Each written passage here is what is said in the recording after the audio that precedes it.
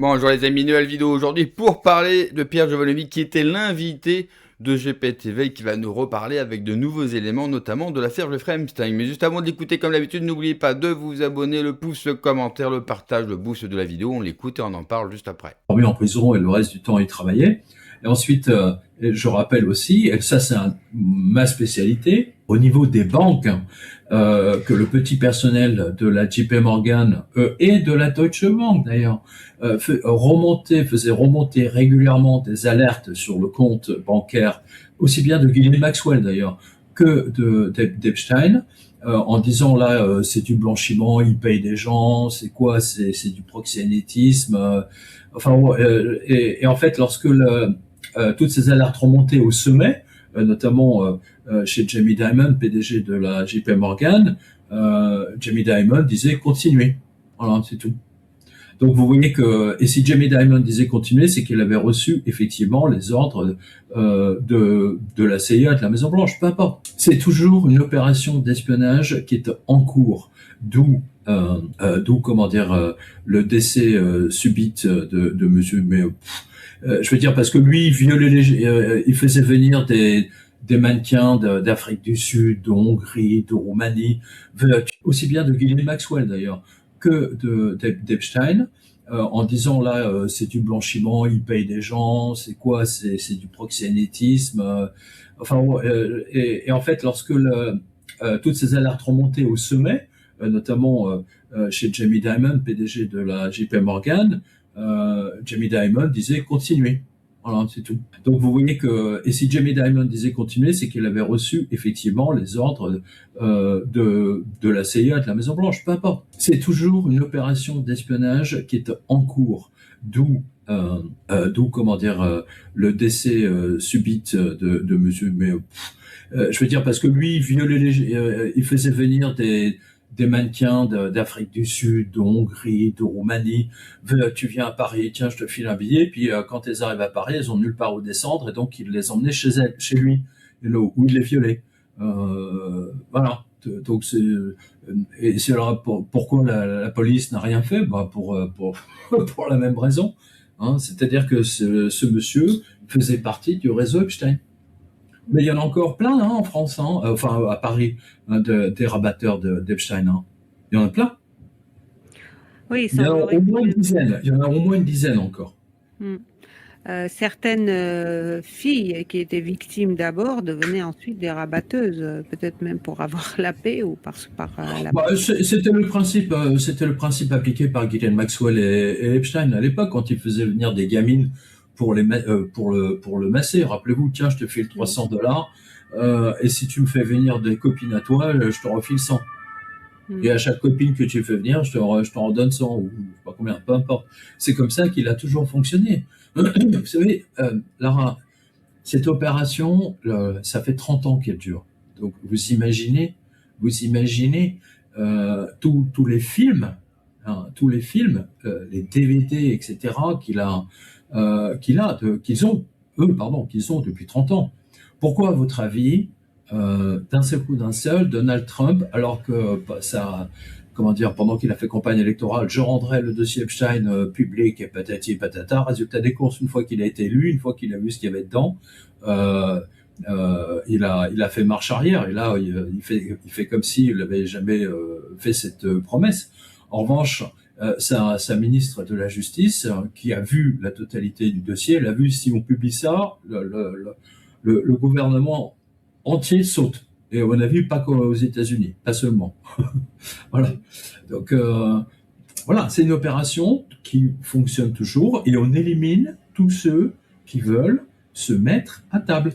Parce que je peux vous garantir que Saïd, si la police effectivement l'avait inculpé pour viol, machin, etc., il se serait mis à table. Il aurait balancé ses autres complices, parce qu'ils se connaissent quand même tous entre eux, plus ou moins. Même si Epstein avait compartimenté, comme on l'a vu dans ses mails, il avait quand même compartimenté ses contacts. Oui, même si il avait compartimenté. Oui. Ouais, Lara, je vous donne une autre anecdote. Ouais. Bill Gates estimait, si vous voulez, que son rang de l'homme, ou l'un des hommes les plus riches au monde, ne lui suffisait pas.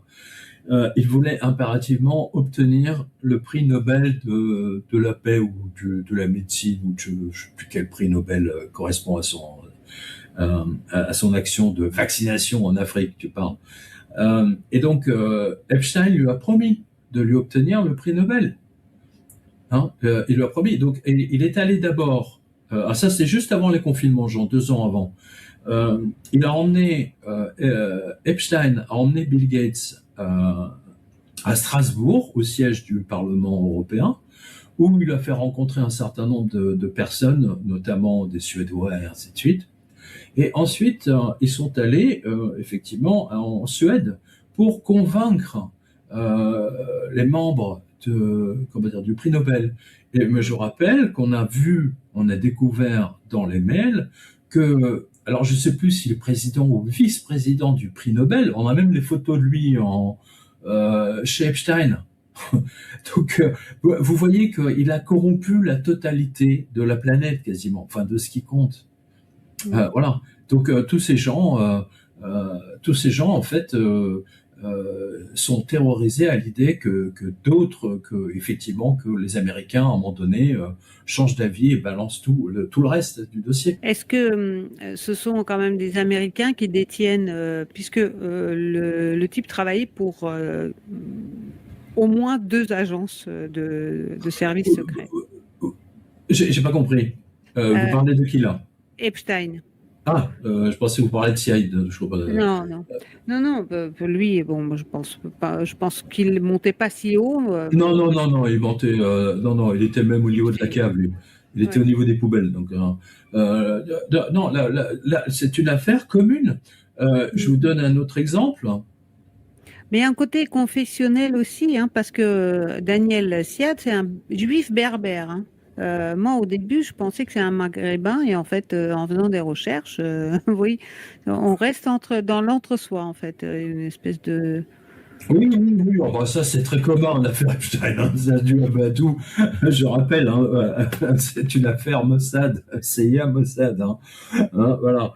Voilà. Avec, je veux dire, on pourrait ouvrir une grande synagogue avec tous les participants du dossier Epstein. Il n'y a pas de souci. Voilà. Moi, je vous donne un autre exemple. Ghislaine Maxwell. Ghislaine Maxwell, qui est là pour une des preuves supplémentaires, si on fallait une, mais tous les espions qui nous écoutent, s'il y en a, ou du contre-espionnage. Ghislaine, lorsque le FBI, soi-disant, cherchait Ghislaine Maxwell lorsqu'elle était en fuite, à un moment donné, elle a convoqué un photographe et qu'il a immortalisé dans un burger In-N-Out de Los Angeles.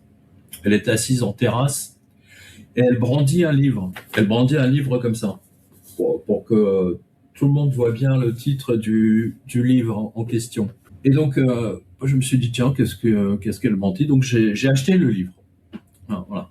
J'ai acheté le livre, je l'ai lu, parce que moi, je fais mon boulot de journaliste quand même.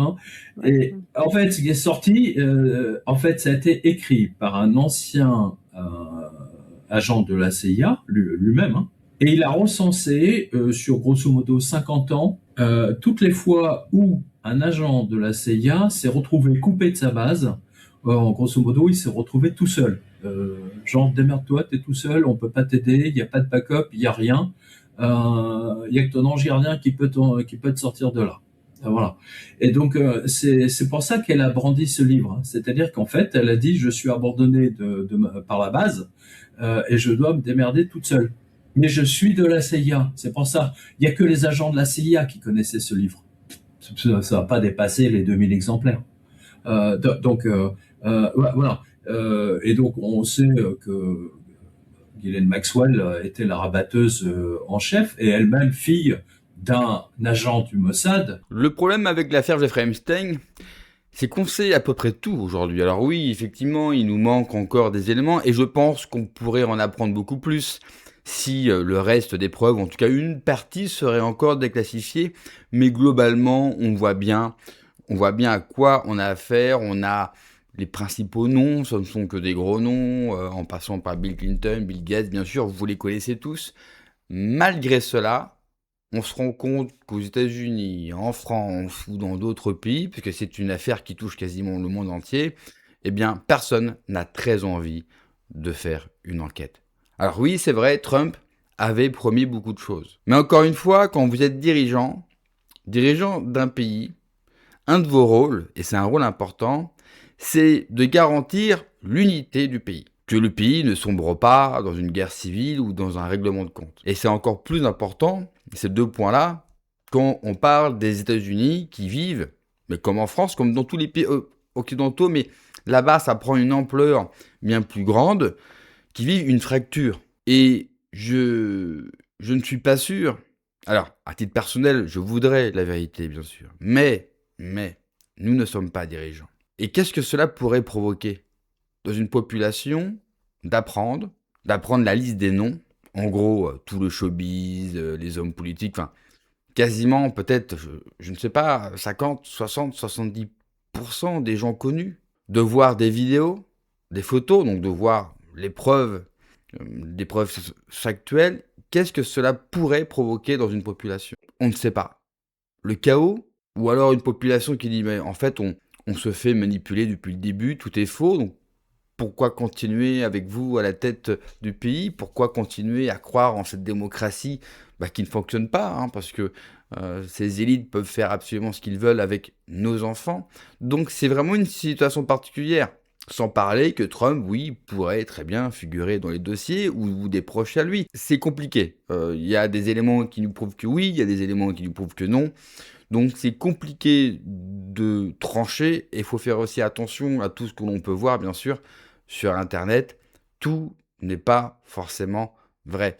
Donc je pense que Trump, pour parler de lui, il fait face à une situation compliquée avec un pays fracturé, un pays où il y a plus d'armes, bien sûr, que d'habitants, avec des États comme le Texas qui ont déjà dit que si ça partait trop à volo, si la politique démocrate prenait plus d'ampleur, les woke, ceci, eh bien, il pourrait penser, bien sûr, à se détacher de l'État fédéral. Donc, on voit bien que les États-Unis, ils ne sont pas seulement à la recherche d'une relance économique, industrielle, mais à la relance aussi du récit américain. Et ça, c'est extrêmement important. Pour la France, c'est différent. Nous, on a une élite corrompue, on a une élite décadente. Nous, les mecs se font carrément tuer alors qu'il n'y a pas de procès.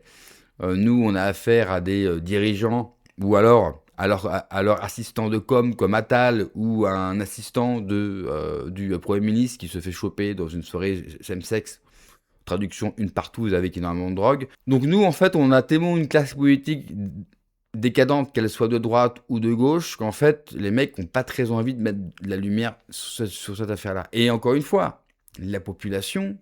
elle va demander, mais comment c'est possible? Comment c'est possible que vous n'êtes pas au courant? Comment c'est possible que nos services de sécurité intérieure, que la DGSI, n'a jamais remarqué que cela se passait en plus en France, dans l'avenue Foch, qui est une des avenues les plus chères, les plus connues, qui est un artère évidemment connu à Paris. Donc c'est tout simplement impossible que personne n'était au courant.